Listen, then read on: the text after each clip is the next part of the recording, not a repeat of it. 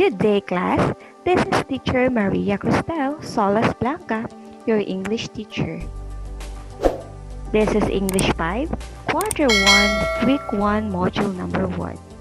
Our lesson for this session is all about filling out forms accurately. Have you ever tried to enroll in a school or apply for a job? What were the requirements that you had to accomplish? Did the school or the company ask you to fill up some forms? Well, at the end of this presentation, you should be able to fill up the following forms completely and accurately. These are school forms, deposit and withdrawal slips, biodata, and others. Bear in mind that on this topic, you will learn how to fill out those forms completely and accurately. Let us first identify what are forms. Forms are documents that you have to fill out as a requirement for admission to school or to a job. It often requires a lot of information.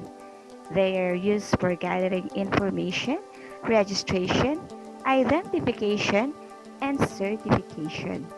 So what is a form? When we say form, class, this is a document that you have to fill out. So meaning to say, forms need to be filled out. Kailangan mong mapunan ng impormasyon ang form upang maibigay mo ang hinihinging impormasyon sa iyo. Ginagamit natin ito, class, upang makakuha sa atin sila ng impormasyon, registration, identification or pagkakakilanlan, and of course, the certification para malaman nila kung tayo ba talaga ang nag-fill out ng form na iyon. Filling up forms is an important skill that needs to be learned. Forms often require a lot of information. Do you know what this information are about? And why is it important for us to be accurate? So bakit nga ba, class, kailangan nating maging wasto ang maisulat sa bawat form na ating i-fill outan? So what is the reason behind? Forms ask for information or data such as your name, address, date and place of birth, name of your parents, educational background, and so on. This information must all be provided in a complete and accurate way. This is a skill that has to be learned. Otherwise, you may provide wrong or incomplete information. So when we are answering form, it is important that we have the skill. We know what we are writing. So kapag tayo, class, ay nagsasagot ng form, napaka-importante na mayroon tayong kakayahan at alam natin kung ano ba yung mga impormasyon na kailangan nating isulat. Dahil kung hindi, ito ay magbibigay sa atin ng maling impormasyon. There are many types of forms. These are school forms, deposit and withdrawal slips, and others. Let us go first with the school forms. So when we say school forms, those are forms which are intended for the school. One example of school forms is a school registration form.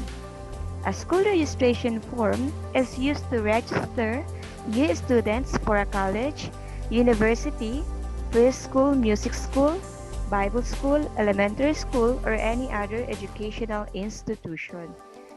So, school registration form is usually used for enrollment. There are some helpful tips that we need to consider in answering forms. The first one is, if an item does not apply to you, leave it blank or not applicable, NA. So there are some items which are not applicable for you class. For example, may nakalagay doon na spouse, name of spouse. Where in real, wala pa naman talaga kayong asawa. When you say spouse, asawa or katuwang sa buhay. So kung wala pa kayong asawa, you can just write NA, which means not applicable. The second one is you have to review the entries or date you have entered before submitting the form.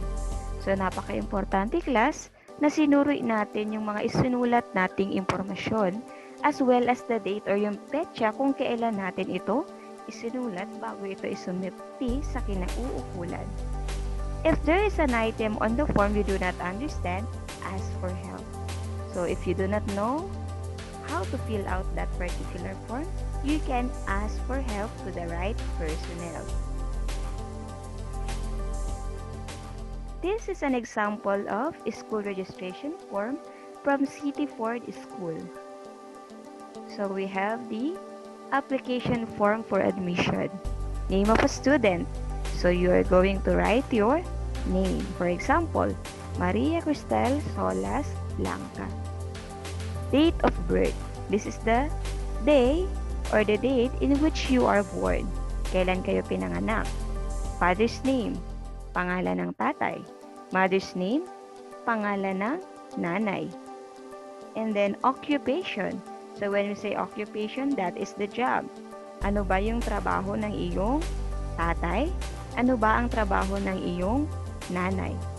And then education qualification. When we say education qualification, ano ba yung natapos ng iyong magulang?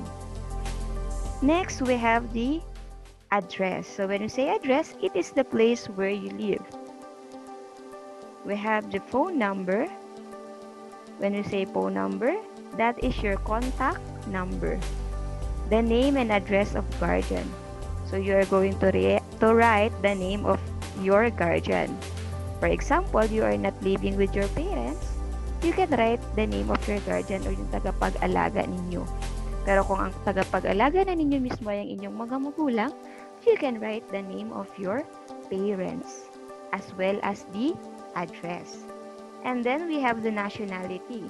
So when you say nationality, that is to which particular group you belong, whether you are a Filipino, American, a Chinese, or Japanese. Since you are a Filipino, you're just going to write there, Filipino. And then, religion. We have the class in which admission sought. So, what grade level do you belong? Whether it is grade 5, grade 2, and others. So, these are the ways on how you are going to answer the school registration form. Next, we have a deposit slip. A deposit slip is a small paper form that a person includes with a bank deposit to show how much money he or she is putting in a bank account. It contains the deposit date, name and bank account number of the depositor, and the amount to be deposited in the form of checks or cash. So, itong deposit slip class, ginagamit ito kapag kayo ay maghuhulog ng pera sa isang bangko. How to fill out a deposit slip? So, paano ba ang gagawin natin para masulatan natin ang deposit slip? First, we need to write your name and bank account number. So, when you say bank account number class, all depositors have that account number. So, meron silang account number na naka-intend lang para sa kanila. Next, supply additional details such as transaction date and any branch information required. Of course, the date is very much important. And the third one is list the cash amount breakdown of your deposit and the total amount thereafter. So you're going to write down the cash amount breakdown. So ilan na ba yung naihulog mong pera sa iyong bangko? I have here class an example of bank deposit slip. So we have the date today, the name, you are going to write your name, and then the account number.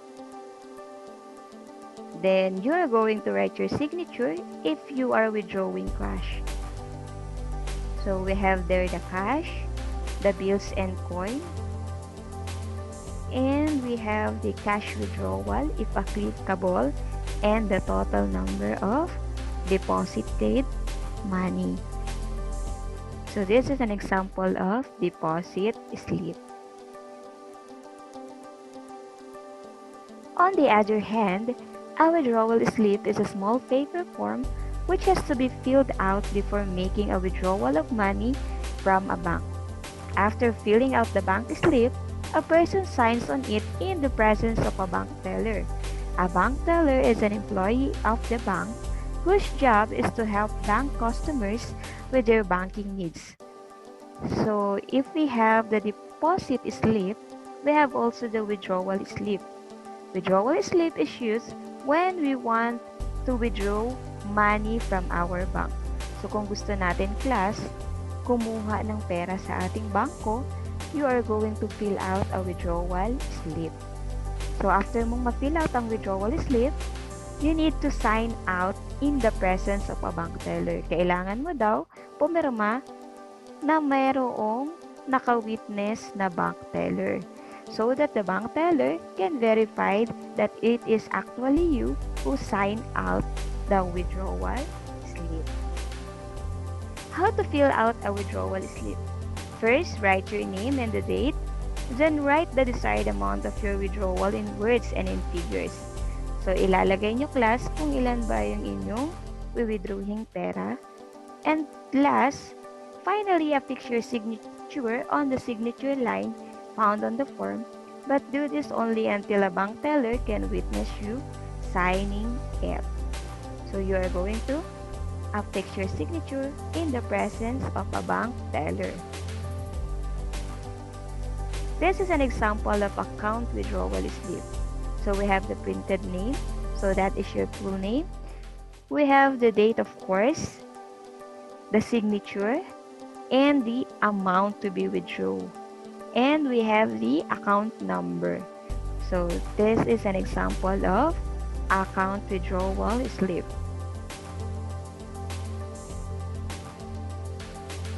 So, those are the different forms that we need to learn how to fill out. So, we have the school forms, bank deposit forms, and the withdrawal forms. I hope that you gain knowledge out of this presentation. Goodbye, class. Stay safe and study well.